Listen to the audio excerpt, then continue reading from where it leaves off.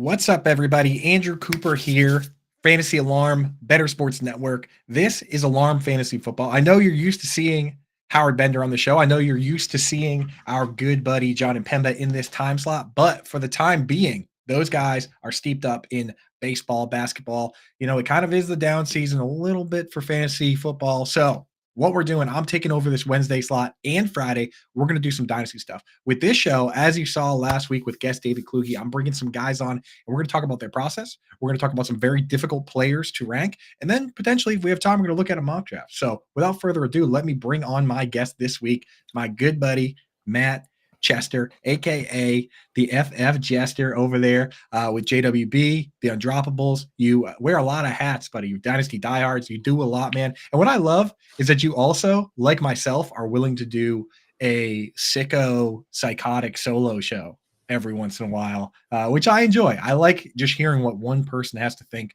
at times. My Friday show now is a solo show. So, Matt, what's up, brother? How you doing, man?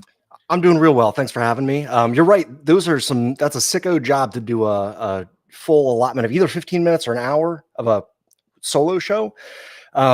Hated it at first. It's really fun now just because it's so challenging. And there's a tweet going around today. I guess it's that time of the off season where what could you talk about for 30 minutes straight?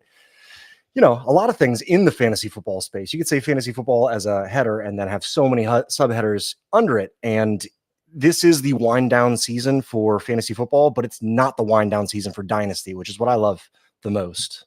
Right. And for 30-minute convos, I mean, I feel like you and I overlap a lot. We could do fantasy football. We could do a little real estate, right?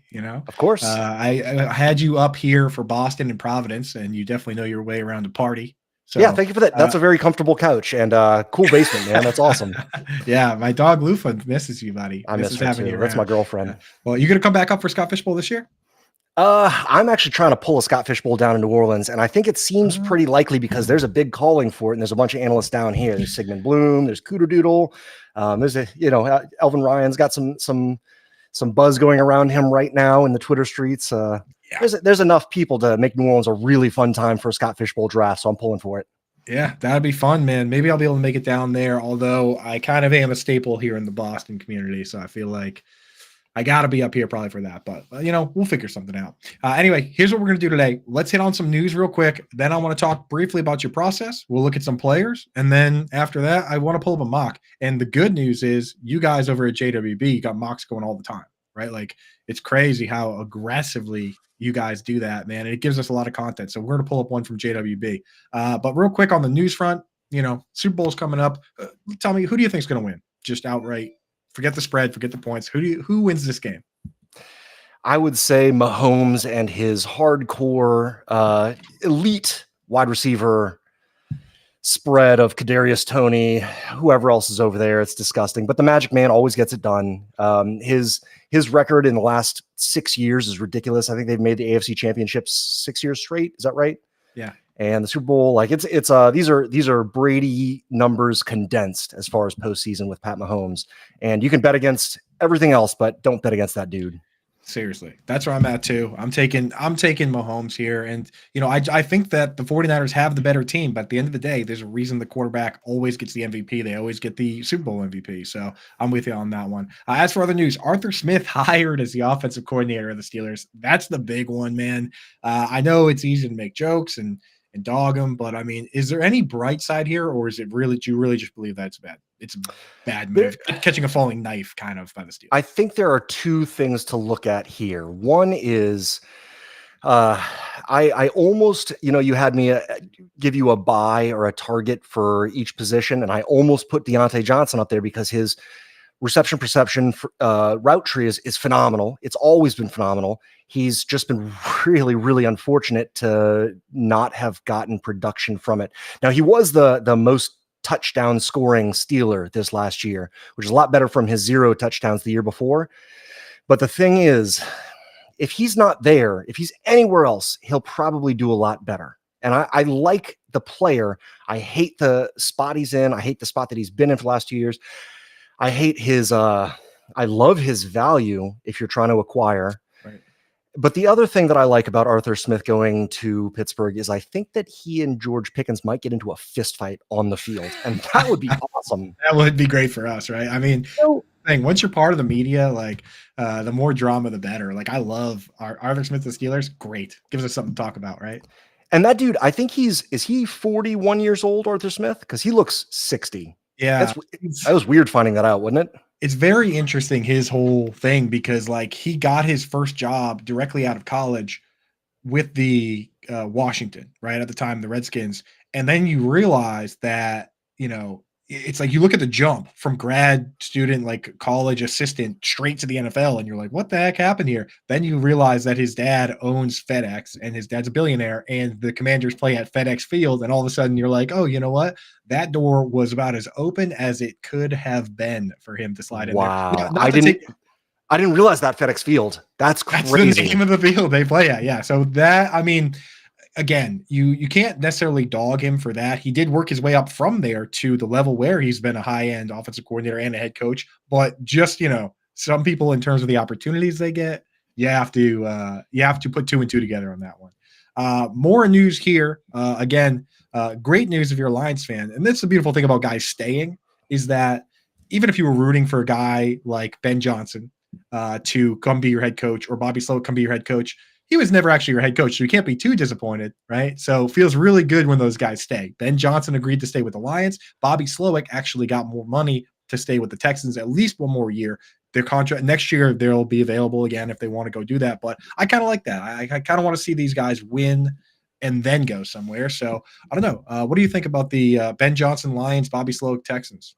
I love it. First of all, the Lions, I was really scared for all my Laporta shares and all the ARSB shares that I don't have, that I wish I did. Right. But their offense is so good, and it's so condensed, and it's so high powered. You really don't want to see that fall apart. And to get their offensive coordinator back is such a big boon. Who else is going back? Bobby Slowik. That's really exciting. Right. It's about building a culture, and when your offensive coordinator doesn't want to leave, that's so heartwarming and inspiring, right. Not just for fantasy football, but for the culture.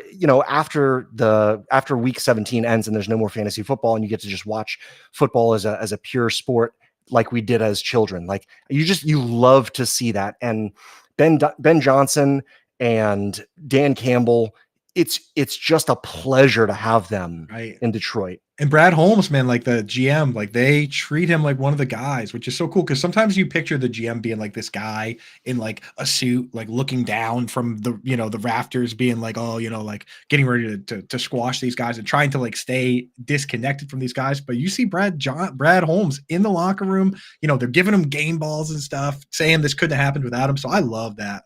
They're not scared. I'm not scared of him being treated like the Marie Antoinette, let them eat cake. Like he's not that type of dude. He is in the trenches.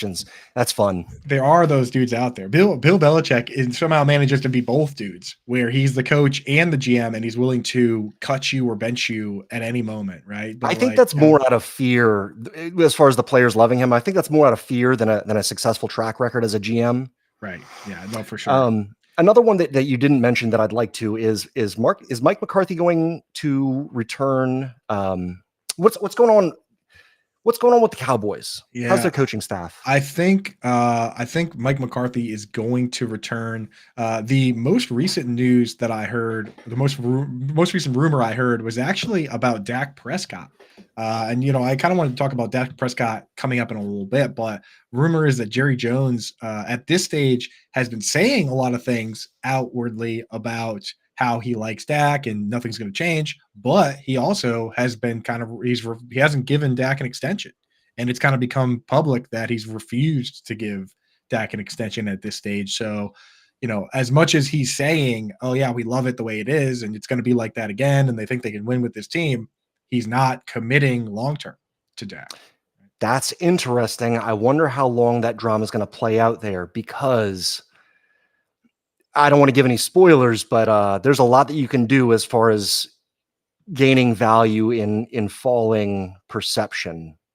Yeah, in absolutely. Dallas right now. Well, why don't we get into the meat and potatoes here? Forget the news. There's no news right now. We're all just waiting for the Super Bowl, starting drama on Twitter. That's what's going on here. Chat, what's happening, guys? Thanks, Honey Coop, Mile High Luke popping in. Anyone hanging out? Feel free to throw questions in too. We're doing this live for a reason, so that if you have questions, dynasty, whatever, free agency, who's going where, who's doing what. Coop, you want to talk about your Rams? Get them in there. We're down for whatever. But what I've been doing on this show this all season is just kind of asking for a tip, right? Because the people I have on play a lot of Dynasty. They have a lot of tricks and things they've learned to help them get an advantage, obviously. So for you, what's something that gives you an advantage in your mind in your Dynasty leagues that you can share with our guests and they can implement it? Not a particular player or anything like that, but ways that you trade, guys that you avoid, guys that you target, things that you do, how to use the fab, anything. Can you give us something, Matt? I don't know how much advice I can give on this, but I can tell you my personal play style that has treated me very well over the last few years is you mentioned a few things, avoiding falling knives. I like to avoid landmines. All right. Across about close to 20 dynasty leagues that I'm in, and I don't think I'm going to be joining anymore. Something like that. I think it's around 17, and I don't think I'm going to be joining anymore. But when you play that style, you have to play more of a portfolio landscape approach. And so I don't like to have too much of an exposure to any given player. Even the really good players, I'll try to max out around 25, 30%. I think I've got around 25, 30% of Mahomes, CJ Stroud, Laporta, a few of these other guys that I don't love as much, but I do love Marquise Browns, DeAndre Swifts. Don't like to go any higher than that, but I have 0 Quentin Johnston. I've got 1 out of about 20 leagues of Bryce Young because he fell to 106 in the rookie draft last year. And my main method of playing is just to avoid landmines. And if you can just stay safe from those expensive pitfalls, you're going to do really well just as an overall playing method. Right. And I'll tell you what, the important thing with the diversifying when you're in a lot of leagues is that even if it's Justin Jefferson, you saw it this year, Justin Jefferson got hurt, right? Like that stuff is out of our control. Christian McCaffrey's gotten hurt in the past. If you have the same guys on 100% of your teams and you're really counting on them, you could end up losing a lot of money this year, right? Your whole buy-in gets wiped clean. And that's not just true for Dynasty, but it's also true, especially for best ball, right? Now, deeper down your like in the lower end players, that's when I'll have higher exposures. Exactly. Right? Like, so because you can't get hurt as bad that way. I work with the Undroppables too, and I'll just mention Jax Falcone for a second. He has about 50% of Puka Nacua, and he also just coincidentally, probably not all the same teams, but he won close to 50% of his leagues this year. And you're not going to do that by getting by paying up for Josh Allen's across all your leagues. But you will get there by spending your 15th round startup pick on Puka Nacua and lucking out there in a lot of places. I've got about 25% Puka Nacua. I've got about 25% Tank Dell. Those things are big, giant hits, more so than the Addisons. Even if they performed the same, one of them is basically free, and one of them is somebody that you can trade for a first and a half. Right. Two firsts and 2 seconds swapped if you give somebody Jordan Addison. And if you keep doing that and don't tie yourself to players, you'll continue growing value. And that's what the game really is. It's a game of luck when it comes down to the points per week, but it's not a game of luck when it comes to growing the value in your teams. Right, exactly. And Ani Coop, big fan of that. She's a Rams fan and she loves Puka. You got to, besides Puka, I know you're in. Who's another rookie that impressed you this year that you potentially are looking to acquire? Can we cut into the position of IUs? Because I think a sneaky, easy one to acquire right now that you can get probably for below his KTC value is Jake Ferguson. Now, as the tight end guy, I think you might disagree with that for a few reasons that we'll get into later. Yeah. Okay, but, we'll get into that. Yeah, I do want to real quick. Let's do this one last question from the chat here. Mile High Luke, friend of the show, he's around all the time. Single QB dynasty FFPC team. Mahomes, Gibbs, and Puka are the core of his team. So solid young core, right? Got to feel good about that. He's also got the 103, 106, 23, 204.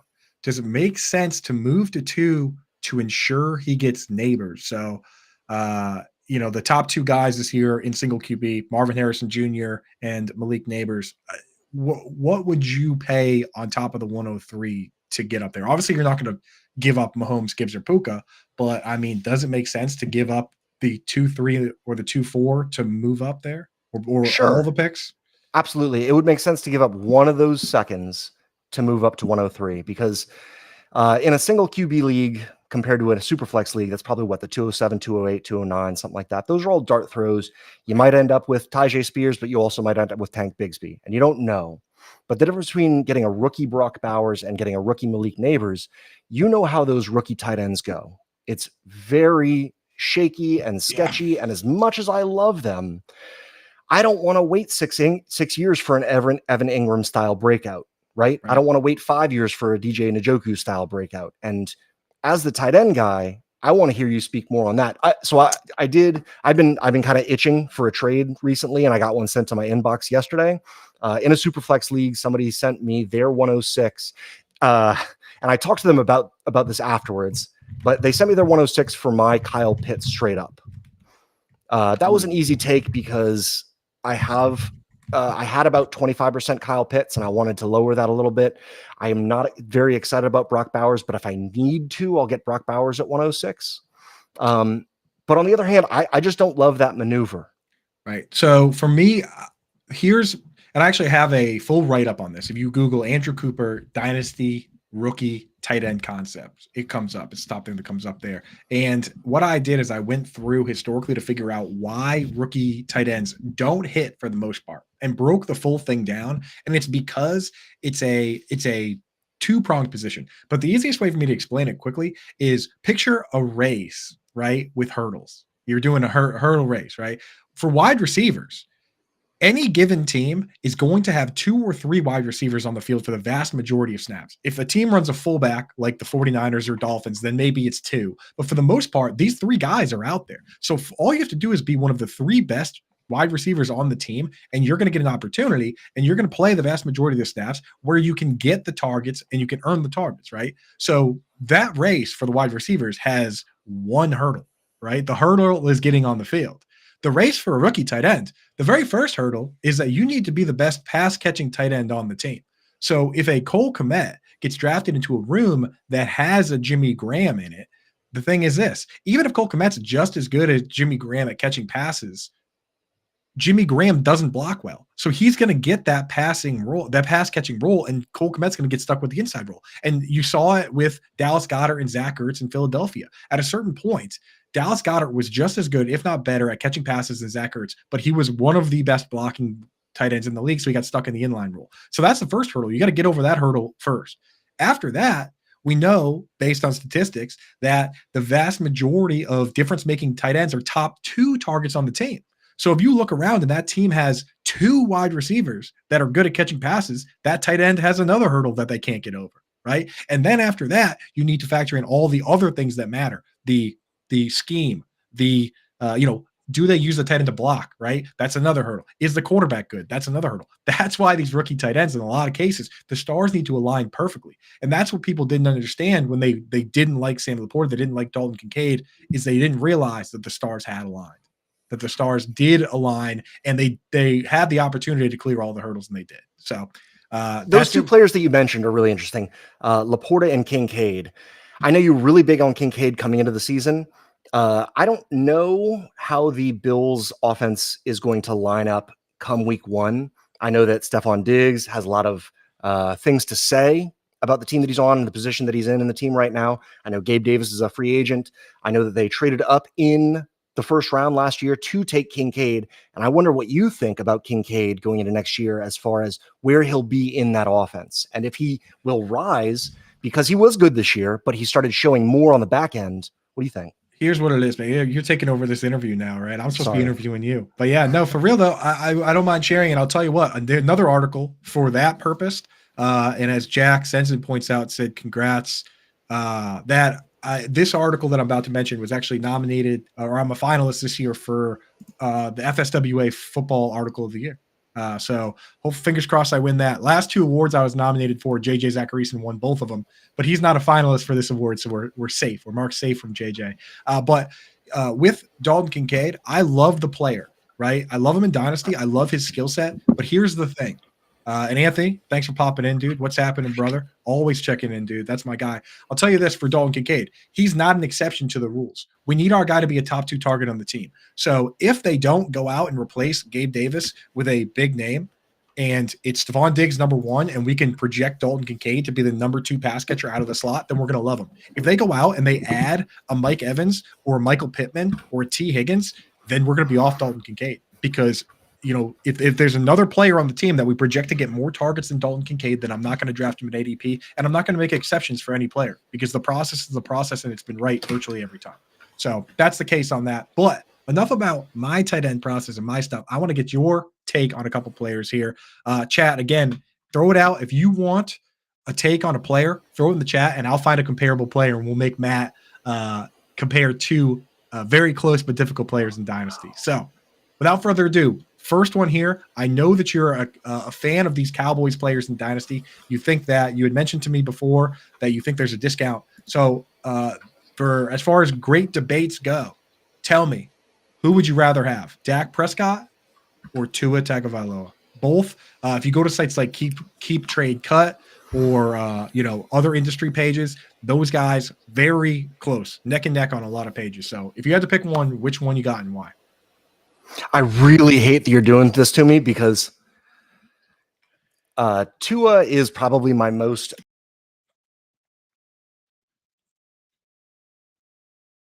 I can't hear you right now. Did you hit something?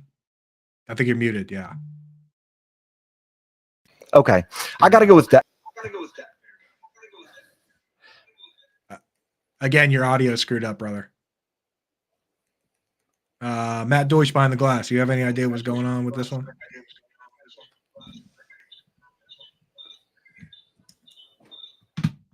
Yeah. All right. He's got to jump out and come back in. So we'll hit him up on that one. Good thing is we got a question in the chat.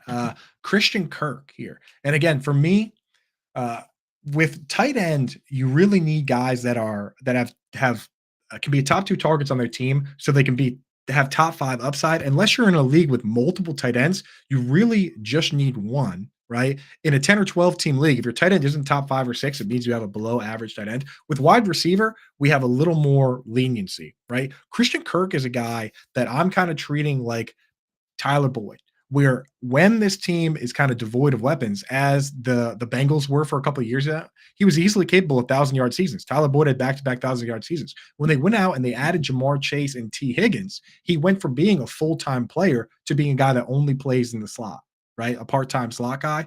So when that happened and Christian Kirk and Tyler Boyd started coming out of the game, that's why we've had the seasons the last couple of years where you're only getting 700, 800 yards. He's not really hitting 1,000 yards anymore. So if that's the case, and they do go out and add multiple weapons where now Christian Kirk is a part-time player, then I would be concerned. But who are they going to add? I mean, Calvin Ridley right now is a free agent. So first of all, they got to bring Ridley back. And then they would have to bring somebody back on top of him for him not to be the guy. So I go through the free agents and I say, okay, they bring back Calvin Ridley. We're still in on Christian Kirk.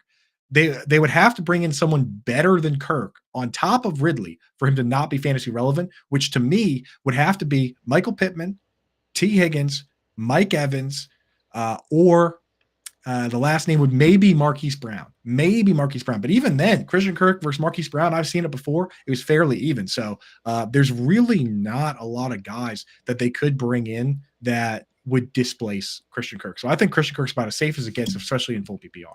And yeah, exactly. The fill in for injury slot guy is perfect. If that's your wide receiver 4 or 5 on your dynasty team, you're happy about it because for bye weeks, for injuries, you got that guy in your back pocket and you just throw him right in there and he's so trustworthy, so there you go. But anyway, Matt, mic check. What do you got? Hey, can you hear me? Yeah, you sound great, brother. All right. So perfect. Dak versus Tua. That's what you were getting into. Okay. So Dak, where did Dak end up last year? I think he ended up being the QB4. Yeah, he had a good season. For that's the thing is that people look back and they treat the Cowboys like the Cowboys are one of the few teams where no matter what happens, if they don't win the Super Bowl, everybody treats it like a complete disaster, right? So, I mean, the team did well. He ended up QB3 in right ahead of Lamar Jackson, behind Jalen Hurts and Josh Allen. So, threw 36 touchdowns, only 9 picks. So he brought the picks down. But again, and CeeDee Lamb was awesome. Tony Pollard was fine. Jake Ferguson was good. But at the end of the day, they turn around and they say, you didn't win the Super Bowl, so everything's a disaster. But I mean, what do you think, man? That's the way that it always is. Okay, Dak got injured 2 years ago. He had a down year the year before. And people don't respect the fact that he ends up as QB8 or QB4 every year that he's healthy. It's very efficient. They're getting their coaching staff back this year. They're going to get CeeDee Lamb back. They're going to get Jake Ferguson back. I don't know about Brandon Cooks. He was a very viable wide receiver too, in at least the best ball tournaments that you have. I don't know that they're going to find a better wide receiver 2 to replace him. But if they do, then it's only wheels up for Dak again. And Tua has 2 great weapons, maybe 3. All right. He's got Waddle, he's got Tyreek Hill, and he's got Mike McDaniel calling plays. If Tyreek does what he does again, Tua can end up where he was again. I think it was QB9 on the year, some spike 40-point weeks, a few down weeks of like 10 points. That's not very fun as somebody who rosters more Tua than anybody else in Dynasty. Right. Yeah. And they're pretty equal options. But I will prefer Dak because he has a higher ceiling, as he's shown over a few seasons. Right. And the thing I will say for Tua is that offense to fully be complete, like they have the left tackle, they have the fullback, they have the 2 wideouts, they got the running backs. They need a tight end, right? Like from 49, the 49ers have George Kittle. That's the offense they're trying to set up. The Texans run the same offense. It's the same group of people. They went out and got Dalton Schultz, right? When you look at the free agent tight ends, there's not a lot out there, man. Dalton Schultz is a free agent, but the Texans are probably going to bring him back. And after that, we're talking about like Hunter Henry. Like the Dolphins should overpay Hunter Henry, in my opinion, if they can, because they got to get somebody. And it's like Hunter Henry, Noah Fant, Gerald Everett. There's not a lot of 2-way tight ends out there, right? And they need a 2-way tight end. They chose Durham Smythe over Mike Gesicki for blocking purposes. So I don't know, man. And that's why I'm with you that I think I have Dak ahead. It's so much easier for them to go out and add a wide receiver 2 than it is for the Dolphins to go out and find a tight end that can both block and catch passes, So I'm with you on that. And I'll tell you what, the rankings for both Dak and Tua on early best balls, I go over to Underdog, right? Which Underdog actually just opened their best ball leagues. If you go over there, use promo code ALARM, they'll match 100. Oh, look at that. Matt Deutsch. We're always ready to rock with the promo code and the QR code right ready to go. There you go. $100 they'll match 100% of what you deposit up to $100, and you can get in and do these early best ball now. It's the best way to figure out sentiment on these players for this season. And if you look at it like I do and you say, oh man, this guy's going way too high, this guy's going too low, now you know what the sentiment is around this guy. And these guys, you can go and make trades in your dynasty leagues. So I always use all the resources available to me. And that's one. Like I love playing the games. I love getting in early because, you can take advantage of these ADPs, but also you can use that to figure out what everybody else thinks about these guys, man. And when you look at it, Dak going to QB8 after he just finished QB3 feels like a value to me, especially because CeeDee Lamb's going to be there. All these other guys are going to be there. So make sure go over to fantasy, go over to Underdog right now. Use promo code ALARM or just hit the QR code right on the screen. I see some people hitting it now. Get set up there now and get a feel for what's going on. And we're going to start doing Underdog drafts in our Discord at Fantasy Alarm as well and get it rocking. So there you go, folks. But yeah, I'm with you on that, man. Let's jump over to running back. And I know that you've been a fan of this guy for a long time, Mr. Javonte Williams. So I'm going to have you go up with your guy Javonte against another player similarly aged, very he had a very good season this year for fantasy football purposes until he got hurt. And again, in another situation where unsure about who is the quarterback in the offense, where they're going to go, Javonte Williams versus Rhamondre Stevenson. Who do you got? Ooh, I love that. That's really tough. Javonte Williams, or let's say Rhamondre Stevenson, did not have a great season. He was very disappointing until about week 9, week 10. Right. He didn't have a good, for overall, he didn't have a great, again, for redraft, he didn't have a great season, but for dynasty, at least, he showed why he still has value, right? Okay, for sure. You also can't really count these dynasty running backs for more than a year or two, just because it changes so much year to year. We don't really have any standout running backs coming into the draft from college this year. What we do have is Javonte Williams, who underperformed this year compared to what we wanted from him when he came into the league.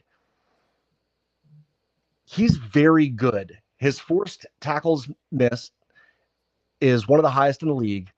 He didn't overperform this year, but he also came back from a massive slew of injuries, and people are not remembering that we probably should have discounted him this entire year. Now, Right. He started playing immediately, and he didn't overperform immediately, and we discount the injury discount, and we shouldn't. And this year, when he comes back, he's going to be completely healthy. Samaje Perine faded towards the end of the year. I don't think Julio McLaughlin is going to be somebody that Sean Payton wants to lean on particularly. Jerry Jeudy's probably gone and just doesn't perform. Courtland Sutton is the apple of Russell Wilson's eye, but I don't know if Courtland's going to be back. I don't know if he's going to have chemistry with the new quarterback. I don't think that quarterback is going to come back. I don't know what they're going to do on offense, but I do know that they have one stud, and that's going to be Javonte Williams. Yeah, so take the discount that people ignore from injury and pretend like it's this time last season, but he's twice as cheap. Yeah, this time last year, like before the injury, especially on very reactionary sites like Keep Trade Cut, and some of the the threads out there, obviously Twitter and Reddit more reactionary than we see just composite rankings, but people were ranking Javonte Williams as like as running back 2, 3, 4 in dynasty, and now I see him down at 15, 16. I mean, unless you think this guy suffered nerve damage or some sort of permanent knee issue, why wouldn't we kind of have him creeping back up to the levels that we thought he was at before? Right? He's not even 24 years old yet. He's squarely in the age apex for running back. So I'm with you on that. And the thing with Rhamondre Stevenson is there's so many moving parts right now with the Patriots. Brand new coach, all new coordinators, brand new philosophy. We have no idea what that's going to be like, but we do know that Sean Payton and Joe Lombardi love throwing the ball to the running back. Like we've seen that the sample size of that is massive, right? Like you live down in New Orleans. You saw the time in New Orleans. We all saw Joe Lombardi, both with the Saints and with the Lions and with the Chargers, throw the ball to the running back a trillion times. Yeah, with Austin Eckler. But people forget with the 1 year he was calling plays for the Lions, he threw the ball to the running backs combined 152 times. It's just because Would it surprise you if Javonte Williams was the second most targeted player next year? On the team? No, not at all. I mean, there's arguments to be made, especially if Jerry Jeudy's not panning out and things have been pretty ugly. Especially if Jeudy's gone, I mean, who are they going to bring in? They already have Sutton, who is the split end, and for the first time like ever, all the best wide receivers are split ends in free agency. Usually, it's hard to find these big dogs. They don't hit free agency, but this year we have Mike Evans and T. Higgins. Those guys all do the same job as Courtland Sutton, right? What they need is a smaller guy that operates in space. There's not a lot of those guys becoming available. So I don't know. I think they're going to have to lean on what they already have over there. So I'm with you on that. Javonte is my guy. Especially if you want a really cheap anchor RB. He's going in the 7th round of startups. I think he's RB 16, and KTC has him ranked as an early second. I'm going to send a 201 for Javonte everywhere that I have him, because that might be the core of your running back crew next year for basically nothing. Yeah, the problem with me and 201 is that I never come in last, so I have to get the 201 from somebody else. You know what I'm saying? Oh, I think you don't trade enough. Yeah, maybe I need to trade more. I need to start trading with losers so I can get those good picks. All my picks are bad because I'm awesome at this. But anyway, let's boy. move on to wide receiver. DJ Moore is a guy that a lot of moving parts with him. He's the number one wide receiver on his team, and they don't even have anybody else really under contract, right? Caleb Williams potentially coming in as the new quarterback, or maybe they stick with Justin Fields. We'll have to see. On the flip side, we have another guy very similarly aged. He is a free agent right now, and we don't know where he's going to go in T. Higgins. So if you're going to compare DJ Moore and T. Higgins, this will kind of tell us to some degree what type of fantasy gamer you are as well, because very similar production from these guys, very similar upside from a week-to-week basis. They also kind of have low floors, but one guy is locked in with the team. Another guy is kind of floating around. So which one would you rather have? Would you rather have DJ Moore or T. Higgins? I actually did a trade where I gave T. Higgins and Gabe Davis for DJ Moore in the 303. Ooh. Very happy with that. I don't see a difference in age between those two. DJ Moore has always underperformed and kind of ended up as the wide receiver 18 pretty much every year until this last year. This last year, he was the wide receiver 6, which is crazy for somebody who ended the year performing as the wide receiver 6 for them to be valued as the wide receiver 20. He's not hitting an age cliff. He finally got a decent QB in Justin Fields, as opposed to all of his old Sam Darnolds and just garbage QBs. We've always wanted to see this from him. We thought we could see this from him. And his worst case scenario this year is kind of the same that it was this year, where he's DJ Moore throwing to him and being the wide receiver 6. His best scenario is getting Caleb Williams throwing to him, not picking up an extra wide receiver to compete with. And I don't even know if it would be that bad for it to take the defense's heat off of DJ Moore this year. Yeah, I don't think there's anybody you could really add that would overtake him in terms of targets, right? I guess maybe if at pick 1, there's maybe an argument to be made that Marvin Harrison Jr. over the long term would be a problem if they were to trade down or take him at 1. But even then, for year 1, DJ Moore is going to get more targets than the rookie, like no doubt in my mind. So the only concern of like if Caleb Williams busts, then DJ Moore would officially be the most unlucky player there's ever been in terms of quarterbacks. That's very true. Now you want to talk about T. Higgins and how he's performed. He's had kind of the same career arc through DJ Moore's first 5 seasons, where he's way better than the wide receiver 18, but he's never actually been the wide receiver 18. And he puts up these soul-crushing goose eggs at least 2 or 3 times a year. And I don't know what the deal is with that, but I'm really tired of it as an overexposed to T. Higgins dynasty manager. My concern for T. Higgins, and this was a concern I had for a guy like Calvin Ridley.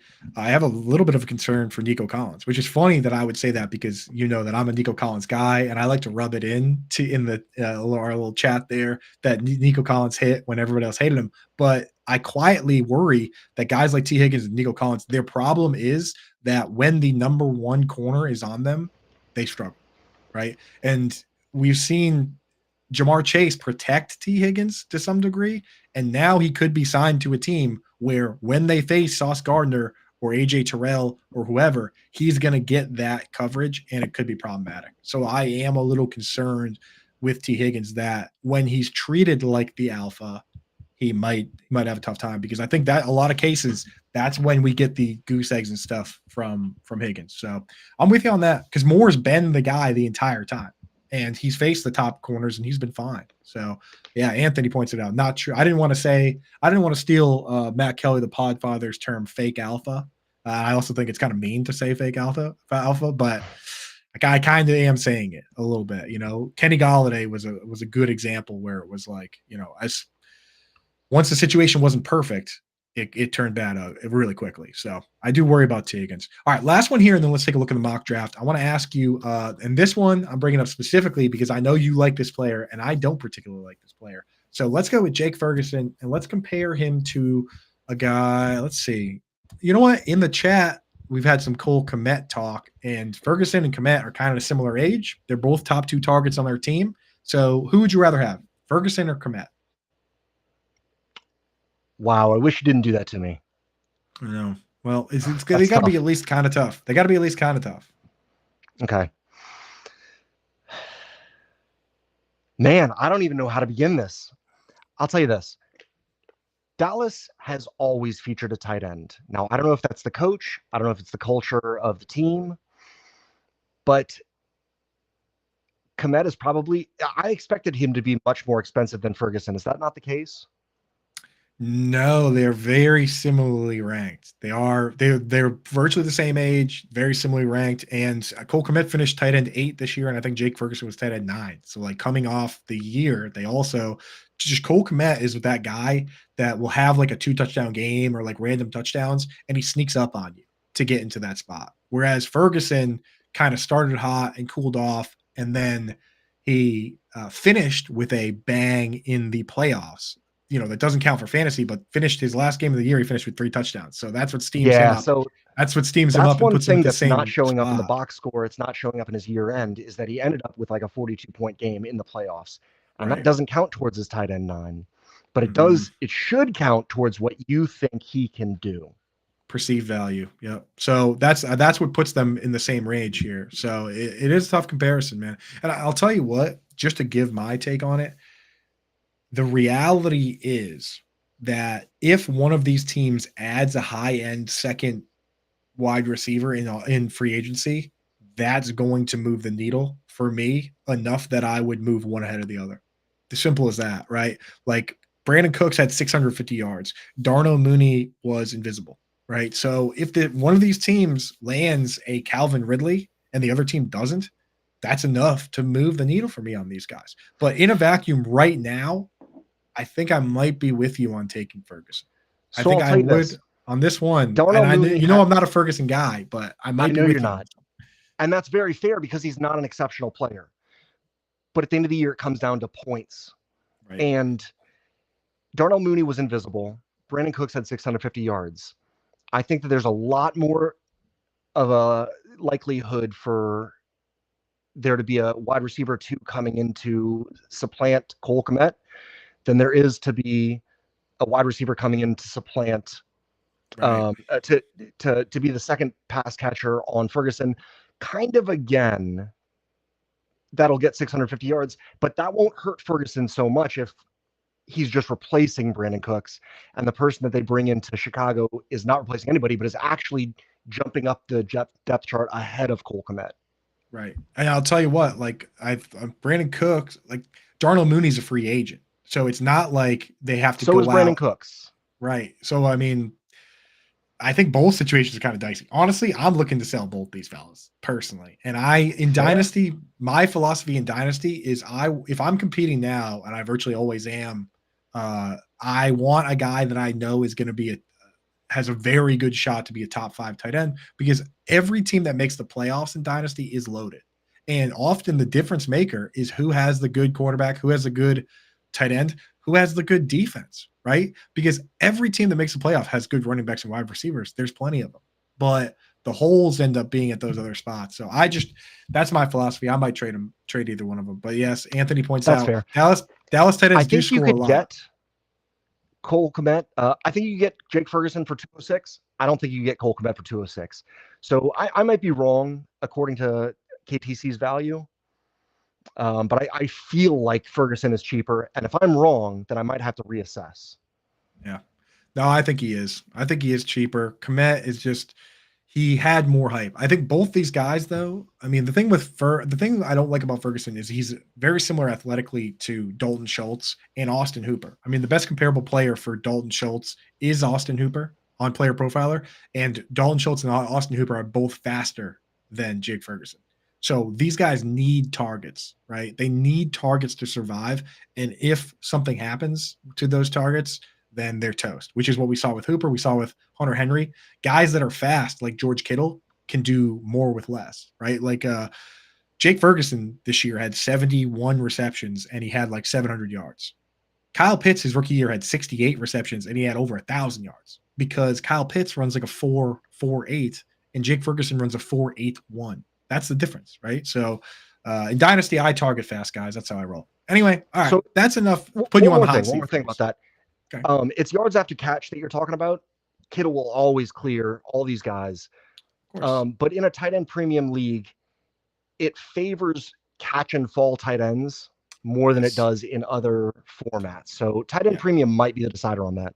In tight end premium, yeah. I mean, honestly, straight up in PPR versus half PPR versus standard, I rank Kittle a lot higher in half PPR and standard than I do in full PPR. In full PPR, I just care about targets. In half PPR, I don't play standard. But if you were to play standard, talent is actually more. The talent at the tight end position means more because you need guys that can create and do more with less. So very interesting dichotomy. But anyway, why don't we pull up we didn't have time last week, so I wanted to do it. Let's pull up draft.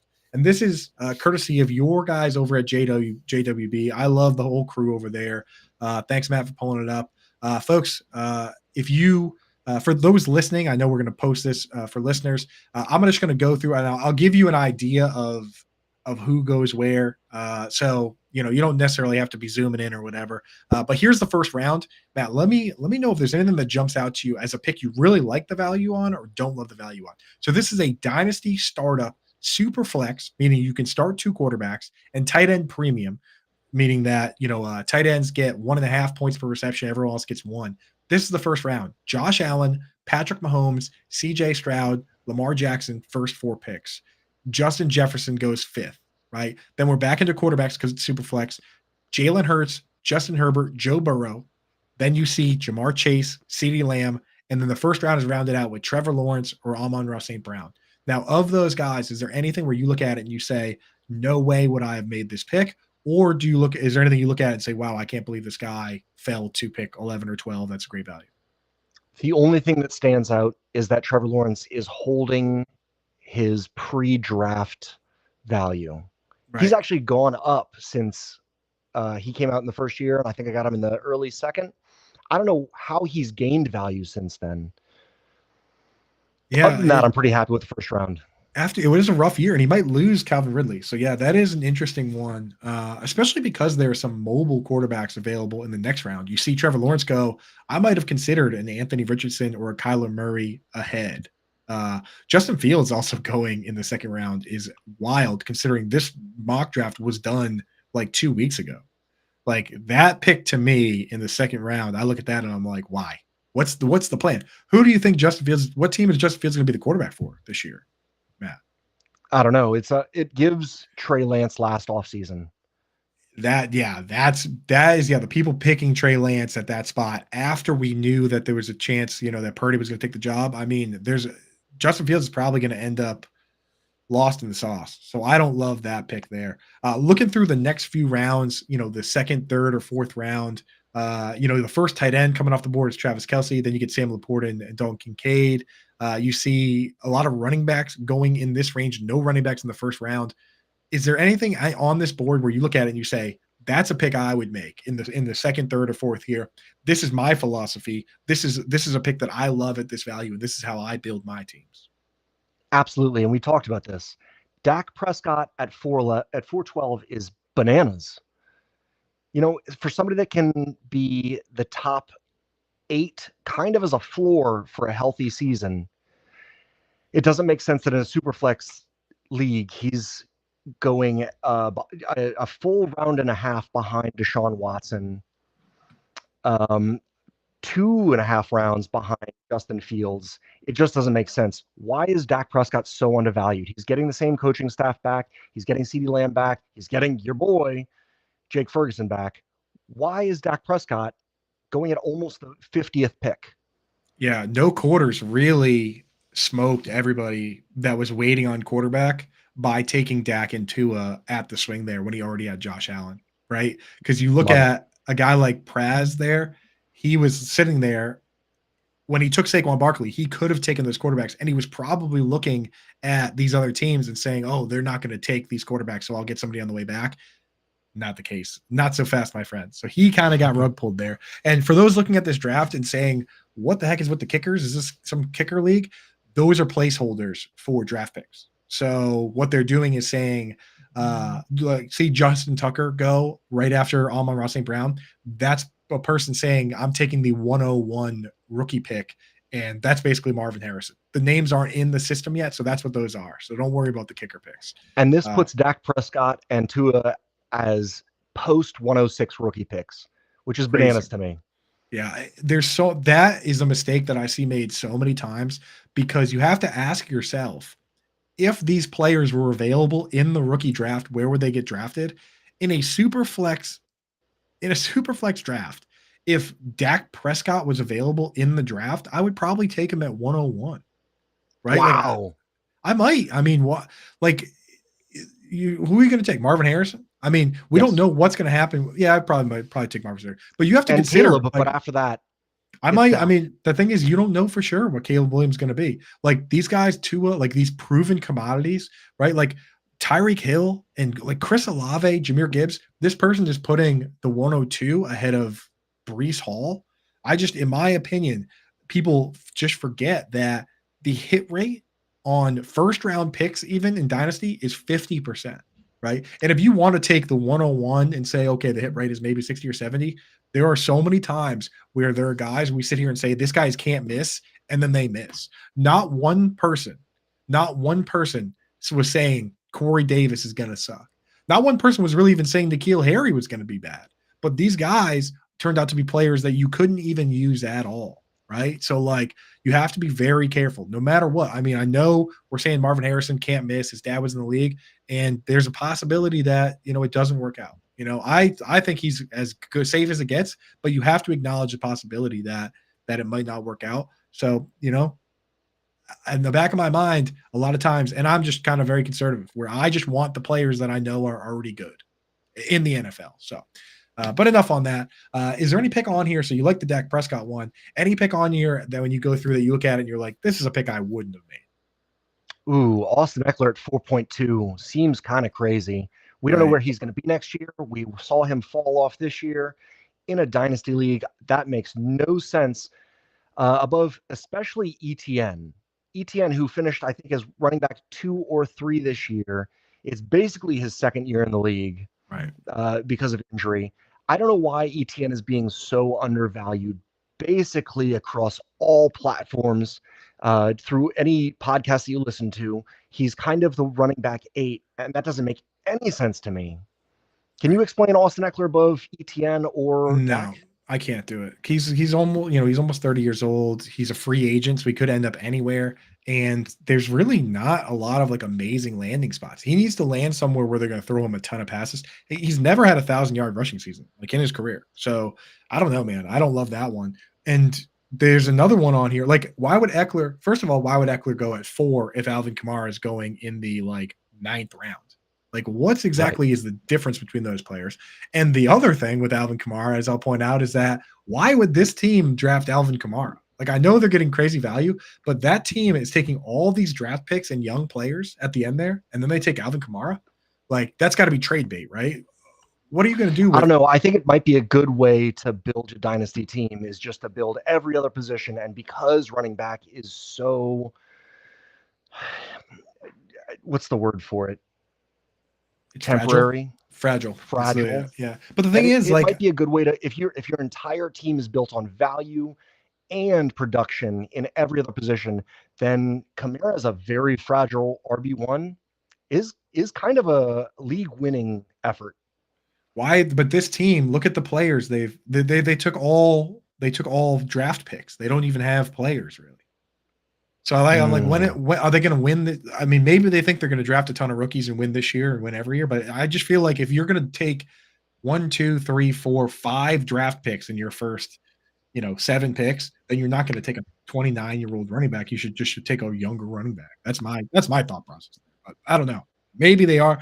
Maybe they will. Maybe the plan is to trade Alvin, to look around and look at the teams that are competing in midseason, say, hey, you know what? I don't need Alvin Kamara. I have all young guys, and make a trade. So it's an interesting move. Jack, I'm with Jack. Team 12 not winning until 2028 with that many rookies. I mean, that's probably the direction they're going. So, right. That's fair. Yeah. But hey, I think the time flew by on this one, man. It's already Yeah, 55. We got to get out of here because we got the Better Sports Betting Show coming up next. Why don't you take a minute, Matt? Tell everybody what you got going on, what to look for from you. Are you going to try and make it over the combine and draft? I know you love getting involved with that kind of stuff. I am. Unfortunately, I'm finishing some real life work, and I wasn't able to make the Senior Bowl. Very bummed about not being on the field right now. Right. So I'm going to try and make everything else that I can. As far as everything else, my advice is to reach back to the beginning of the episode and just say, avoid the landmines in startups, avoid the landmines in trading. Don't be the smartest guy in the room. Let your teammates outsmart you. When you make trades with them, let them target and be smarter, and you just take the vig. Be the house. The house always wins. So be like water, and enjoy your leagues. Be nice to your people. I love Call your that. family members. Tell them you love them. That advice right now. Yeah. Shout out Ani Coop. Shout out Toronto Dave, Jack, everybody that hung out with us today, Anthony. That advice is so crucial. Just, you know what, enjoy fantasy football. It's fun. You know, of course you want to get value out of it, but you know what? Have some fun. Have a little kind-hearted trash talk if you want, but treat everybody with respect, man. So thank you for coming on. Everybody out there, go follow him at FF Mad Jester on Twitter. You're 11 followers away from 2,000, which is a major milestone. I think we should get that going today. Wouldn't that be nice? So everybody go give him a follow on there. He's a great dude, funny guy, man. And you'll see him around, especially this time of year with what they do with the Dino Diehards, JWB. Great content and great insights on these incoming guys. So thank you so much, Matt. Thank you, Matt Deutsch behind the glass. Thank you, chat, for hanging out. We will be back. I'll be back with a show on Friday with Coop's a fantasy football fiasco. Also, I'm filling in on Sirius XM all week from 5 to 7. So tonight, tomorrow, Friday, I think maybe Monday and Tuesday next week too, you can catch me over there on Sirius XM channel 87. Thank you so much, guys, and we are out of here.